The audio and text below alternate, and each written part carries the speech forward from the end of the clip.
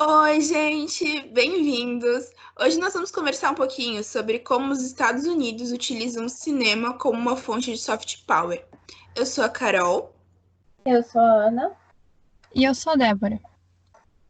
Bom, para iniciar nossa conversa, eu vou falar um pouco sobre os mecanismos de poder e o conceito do que é o soft power. O poder para o Nye, ele é basicamente a habilidade de um ator de influenciar o comportamento dos outros para conseguir o resultado que ele quer.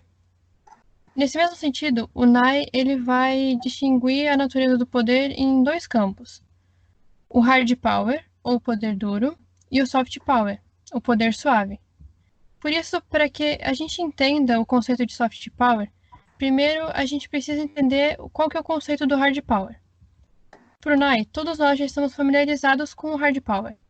Ele é um poder quantificável, como o número de soldados de um exército, o número de armas de uma nação, o alcance das suas bombas nucleares, o seu PIB, a sua população, entre outros. Porém, nem sempre a utilização desse tipo de poder significa que os melhores interesses da nação vão ser alcançados. E é nesse momento que entra o soft power. O soft power, ele é a capacidade de um ator do cenário internacional, que geralmente são os estados formalmente constituídos, de se impor e fazer valer suas vontades sobre outros atores por meio da persuasão, e sem usar, para isso, os meios que são empregados pelo hard power, como a força e a coerção. Para ilustrar essa ideia, eu trouxe uma fala do próprio Nye. O conceito básico de poder é a habilidade de influenciar outros a fazer o que você quer. Há três maneiras de se fazer isto. Uma delas é ameaçá-los com galhos, a segunda, comprá-los com cenouras, e a terceira é atraí-los ou cooperar com eles para que queiram o mesmo que você.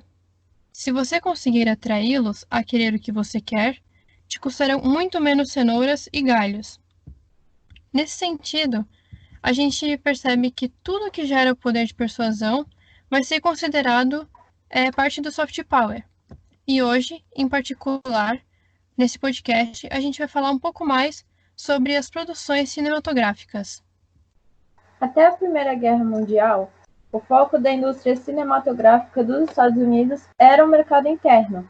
Só que com a guerra se viu a oportunidade de expandir esse mercado para os outros países, já que estava acontecendo uma baixa produção cinematográfica nos países europeus, porque eles eram os mais afetados pelo conflito. E esses grupos de interesse, eles usam a mídia como um mecanismo para obter o controle sobre algo, seja esse algo relacionado à economia, à política ou à sociedade, principalmente às suas culturas. E um exemplo disso é o orientalismo, que, segundo o crítico Edward Said, significa o Oriente como uma criação do Ocidente.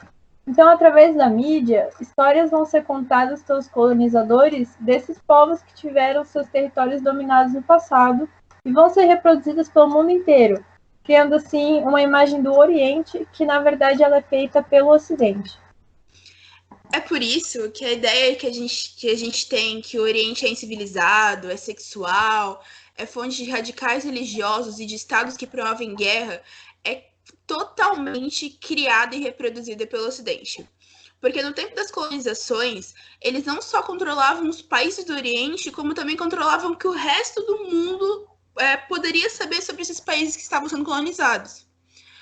Esse senso comum que foi criado pela mídia global foi se prolongando até hoje, e a gente ainda tem uma imagem muito distorcida do Oriente, por conta de todas as afirmações errôneas ou precipitadas que nos foram apresentadas ao longo de vários e vários anos. É assim que o soft power funciona. Ele usa mecanismos pacíficos, porém muito bem calculados para obter mais poder e controle. Um outro exemplo da força do meio cinematográfico é que ele pode servir, por exemplo, para combater o terrorismo. O Nye, numa entrevista que ele deu em 2009 a uma revista chamada Der Spiegel, diz que é inútil conversar com a Al-Qaeda, por exemplo, como a gente sabe, porque os seus líderes não podem ser atraídos pelos valores culturais norte-americanos. Inclusive, eles odeiam tudo que os norte-americanos consideram como valores culturais. Mas os jovens ocidentais que os grupos terroristas buscam recrutar podem. E é aí que entra o soft power. Já indo para um espectro completamente diferente, a indústria do cinema, ela foi muito importante para o sucesso da política que foi chamada de política da boa vizinhança. Essa política, ela foi lançada no governo do presidente Franklin Delano Roosevelt, e ela buscava mudar a imagem do país intervencionista que era vinculado com os Estados Unidos para transformá-la de um bom vizinho. Eles abandonaram assim a abordagem diplomática baseada no hard power e começaram a adotar um soft power. Os Estados Unidos buscou dessa forma mascarar, de certa forma, os seus reais interesses, utilizando para isso discursos solidários e cooperativistas. Dessa forma, ele passou a ter uma influência ainda mais direta nos países latino-americanos, principalmente porque, a partir dessa política, é que a cultura americana acabou tornando-se referência nos países da América Latina. Durante esse período também, que essa política estava sendo promovida, foram criados órgãos que eram voltados para a produção cinematográfica. Eles buscavam regulamentar e controlar os discursos cinematográficos que eram vinculados nos estúdios dos hollywoodianos. Um exemplo dessa política é o filme Alô Amigos, que introduziu o personagem do Zé Carioca e que consiste em personagens famosos da Disney se aventurando pelos países latino-americanos. Só que é importante a gente frisar que esses filmes produzidos por essa política generalizavam demais a cultura dos países da América Latina, deixando de lado as particularidades de cada país. E mesmo agora que essa política já não é mais tão evidente, os filmes de Hollywood continuam a representar o país como bom vizinho e como a terra da liberdade. É importante a gente saber também que quando o soft power ele é manipulado por um ator para alcançar objetivos específicos, esse mesmo ator ele é chamado de projetor, já que ele transmite seus ideais intencionalmente aos hospedeiros, que são os países influenciados. Só que quando o soft power existe, mas ele não é manipulado, esse ator vai ser chamado de detentor. Outro ponto muito importante para a gente lembrar é que o soft power ele só se dá porque o país que o exerce tem uma certa influência. Se esse país der um passo em falso, a capacidade dele de exercer soft power sobre os demais ou acaba ou diminui consideravelmente. Como a gente vê numa análise que o Nye faz. Ele diz que quando os Estados Unidos prestaram insuficiente atenção para temas de legitimidade e credibilidade da forma que procederam com sua política para o Iraque, as pesquisas de opinião mostraram uma dramática queda do soft power americano. Isso não preveniu os Estados Unidos de entrarem no Iraque, mas significou que eles tiveram que pagar um alto preço em sangue e riqueza do que pagariam tivesse o caso sido diferente. Da mesma forma, se Yasser Arafat tivesse escolhido o modelo de soft power de Gandhi, de Martin Luther King, através do hard power do terrorismo, ele poderia ter atraído israelenses moderados, e agora teria um Estado palestino. Pelo soft power ser um tópico notório no meio das relações internacionais, a maior parte dos países sabe do efeito que esse poder tem sobre os comportamentos e os ideais da sua população. Então, quando um Estado ele acha que um filme em questão vai contra seus princípios ou vai difamar a imagem dele mesmo, ele pode escolher por vetar e banir esse filme no seu território. Um exemplo disso seria Funny Girl, um musical de 1968, estrelado pela Barbra Streisand, que é uma mulher judia, e ela possui relações românticas com um personagem interpretado pelo Omar Sharif, que é um muçulmano egípcio. Então, por conta desse relacionamento romântico entre uma mulher judia e entre um muçulmano egípcio, o filme foi banido no Egito, juntamente com os posicionamentos da Barbra em apoio a Israel.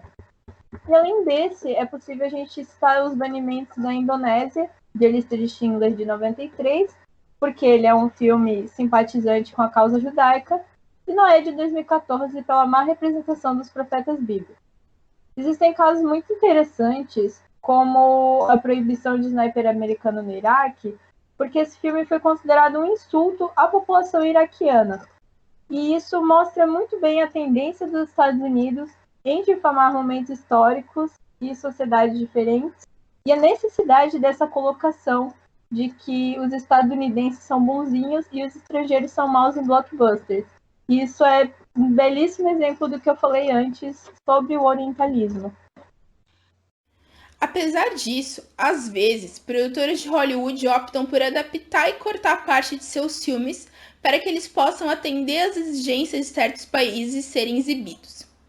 Um dos países mais conhecidos por exigir muito dos estúdios é a China, que, por exemplo, engloba mais impostos à porcentagem estipulada pelos exibidores do que ela anuncia previamente, como ocorreu com o filme As Aventuras de Pi, já que a Fox deveria receber 23 milhões de dólares da receita da bilheteria, mas recebeu apenas 21 milhões, porque novos impostos foram criados. Por a China possuir um mercado cinematográfico bem lucrativo, os estúdios norte-americanos tendem a seguir as normas pedidas, como aconteceu com o longa A Viagem de 2012. O filme possuía bastante cenas de sexo e de violência, e o resultado final foi a censura de 23% do filme. Outro fato bem interessante é que o país sempre censura a morte de personagens chineses, mesmo que eles sejam completamente irrelevantes para a trama. Em 007, Operação Skyfall, a morte de um segurança chinês foi retirada da versão exibida nos cinemas da China, além das legendas terem sido alteradas porque o filme se referia a tortura e prostituição em prisões chinesas. É bem importante lembrar que as censuras no âmbito cinematográfico ocorrem em grande parte dos países por motivos bem controversos. A gente pode utilizar como exemplo os Estados Unidos, que é um país considerado por muitos como mais democrático, mas que baniu Monty Python, A Vida de Brian, em 1980, porque o filme satirizava valores cristãos. Além disso, Scarface, a versão de 1932, foi proibida em 5 estados do país porque glorifica a violência.